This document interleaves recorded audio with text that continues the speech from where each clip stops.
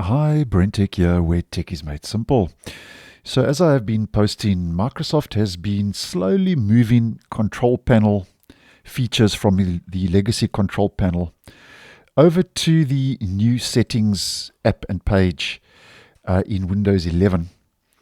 And this has been a slow progress because I think the main reason for that is they are wanting you to get used to the change and users to get used and to accommodate the changes. Now it seems that with Windows 11 24H2, which will be this year's annual feature update, we are going to see more changes. And we're going to have a look at 3 changes that have been spotted by Windows latest, and where more control panel features will be moved to settings in Windows 11 24H2. Now, the first of 3, and these have, by the way, been spotted recently by Windows latest in recent preview builds in the Insider program, and your Dev and your Canary channel in the Insider program, as I have posted, are basically what we more or less could see rolled out with version 24H2. So starting with version 24H2, you'll be able to change the lid, power and sleep button controls using the settings app if you use a laptop. And just to demonstrate, if we head over to the legacy control panel, currently if we head to our power options, as you may well know, and we just click on choose while closing the lid, you get your lid, power and sleep control buttons. Now these are going to be moved into the new settings, and just to have a quick look at a screenshot provided by Windows latest. And we can see on the left, this is the laptop power settings, and on the right, this will be how the desktop power settings will look. So these options, as mentioned, were previously limited to the control panel. So that's another quite a major change taking place. And for desktop users, the power settings appear differently.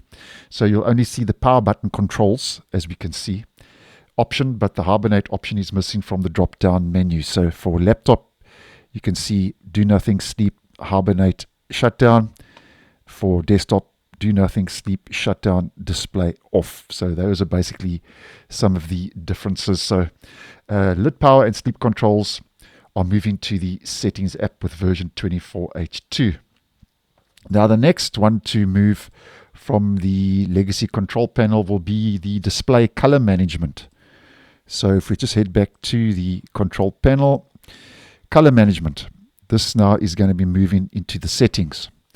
So basically, you can now launch the legacy tool from the color profile section in display settings. And how this is all going to work, if we just head to the next screenshot, we can see system display color management. And what will happen here is you'll be able to load color profiles and improve the display output and map a color profile to one or multiple displays. So basically, you open the settings app and navigate to display color profile when this moves into the settings app. And then you can obviously click and add a profile. You can click the add a profile button, browse and select a color profile file, and you can load it up and apply the new color profile. So display color management is also moving into the settings app with version 24H2. And then the last one we're going to have a look at for the purpose of today's video, as mentioned, just 3 changes.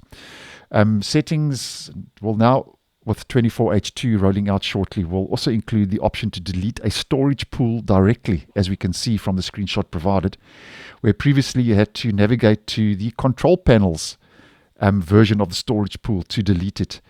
And we can see there is a delete the storage pool. At the bottom of storage spaces, storage pool, delete, we can see there is a delete this storage pool option available in the settings, which I think will be a nice move. But it's just something to take note of, though, is that the control panel requires administrative privileges and rights to delete the storage pool. And while this new settings with version 24H2, the settings app doesn't require administrative privileges to delete a storage pool. So just take note of that.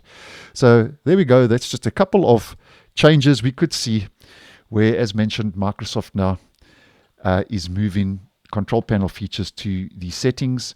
And this is a further progress of that. And we could see these changes rolled out with Windows 11 version 24H2. And I think there is a good chance because currently the Canary and Dev channels are basically more or less 24H2 features.